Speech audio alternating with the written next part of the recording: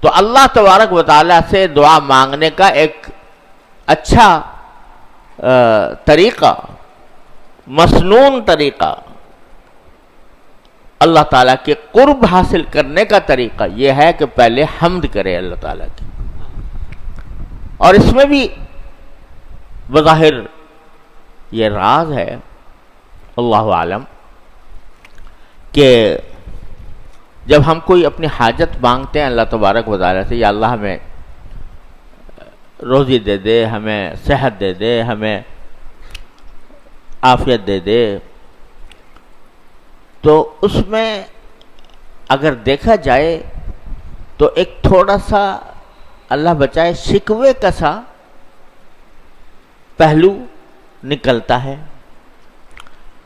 یعنی یہ کہ اگر اللہ تعالیٰ کی نعمتوں کو دیکھو تو باوجود اس تکلیف کے جس میں آدمی بندہ دعا مانگ رہا ہے، اس تکلیف کے باوجود سارا جسم اور سارا وجود اللہ تبارک و تعالیٰ کی نعمتوں میں ڈوبا ہوا ہے. اس وقت بھی آنکھیں دیکھو، کان دیکھو، اور اپنا جسم کے اعضاء دیکھو، اللہ تعالیٰ کی طرف سے دیا ہوا رزق دیکھو، وغیرہ وغیرہ، ڈوبا ہوا ہے نعمتوں میں. اب کہتا ہے کہ مجھے صحت دے دو،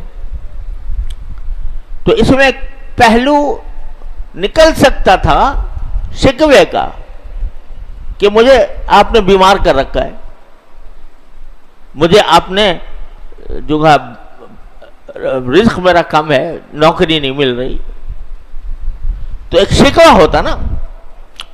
تو دعا بہت اچھی چیز ہے، شکوہ بہت خراب چیز ہے.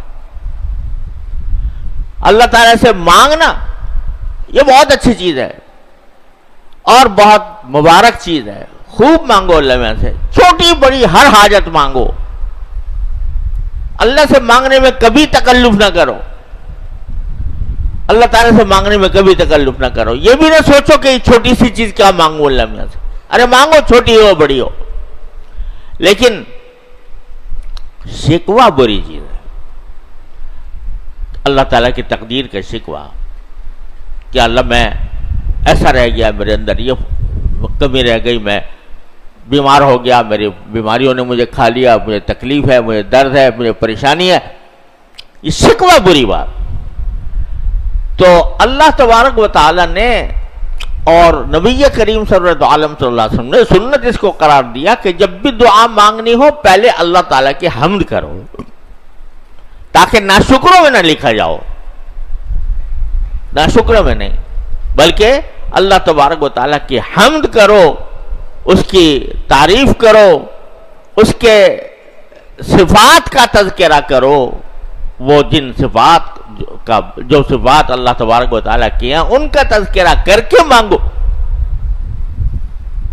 کہ اللہ آپ نے یوں تو اتنی نعمتیں دے رکھی ہیں، اتنی نعمتیں دے رکھی ہیں، اتنی نعمتیں دے رکھی ہیں کہ ان کا کوئی حد و حساب نہیں، لیکن میں کمزور بندہ، مجھے یہ صحت بھی عطا فرما دو، مجھے یہ تکلیف بھی دور فرما دیجئے، میرے فلاں حاجت بھی رفع فرما دیجئے.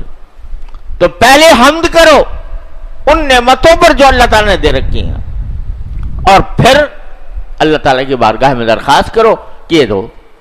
یہ ہے بندگی کا طریقہ، بندگی کا طریقہ. چنانچہ آپ دیکھو گے اکثر و بیشتر نبی کریم صلی اللہ علیہ وسلم کی دعاؤں میں نظر آئے گا کہ شروع ہوتی ہے باری تعالیٰ کے حمد سے. اللہم رب السماوات السبع وما اضلت ورب الارضین وما اقلت ورب الشیاطین وما اضلت کل جار من شر اجمعین. تو پہلے اللہ تعالیٰ کے محامد، اللہ تعالیٰ کی حمد اور ثنا، پھر حاجت کا مانگنا.